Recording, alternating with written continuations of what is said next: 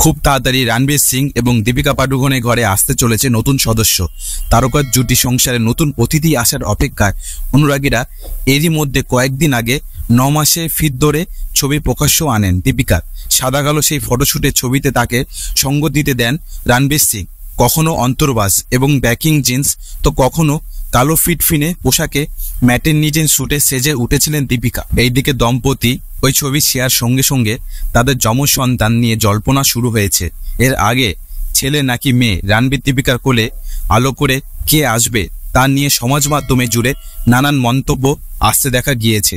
যদিও রণবীর কিংবা দীপিকা দুজনেই বারবার বলেছেন, ছেলে হোক বা মেয়ে, সন্তান যাদের সুস্থ থাকে সেটাই তাদের কামনা। গত 29শে অক্টোবর ইনস্টাগ্রাম ভক্তদের সুখবর শুনিয়েছিলেন পদ্মার রামলীলা। চলতি সেপ্টেম্বরে মা হওয়ার কথা দীপিকা।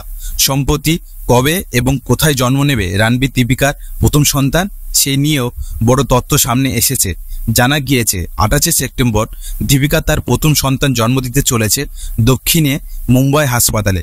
পৃথিবীর আলো দেখবে রণবীর দীপিকার সন্তান। সেক্ষেত্রে সময় খানিকটা এগিয়ে আসতে পারে। 2013 সালে সাঞ্জলিরা বানসালি রামলীলা সেটে আলাপ হয়েছিল রণবীর সিং এবং দীপিকার।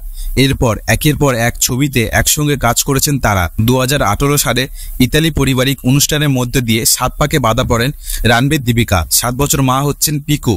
আপাতত হবু সন্তানের জন্য ঘর সাজাতে ব্যস্ত দম্পতি। জীবনে এই অধ্যায় বেশ উপভোগ করছেন দীপিকা। যোগ্য সঙ্গ দিচ্ছেন রণবীরও। এই বছর কাজে ফিরবেন না বলিউডের মস্তানি। 2025 সাল থেকে স্পোরে দেখা পরিকল্পনা করছেন তিনি। তো বন্ধুরা, এরকম সিনেমা সংক্রান্ত বিষয় আপডেট পেতে হলে আমাদের বিট্টু অরিজিনাল ইউটিউব চ্যানেলকে সাবস্ক্রাইব করে রাখতে হবে এবং পাশে থাকা বেল আইকনটিকে প্রেস করে রাখতে হবে। দেখা হচ্ছে পরবর্তী একটা ভিডিওতে। সবাই ভালো থাকবেন।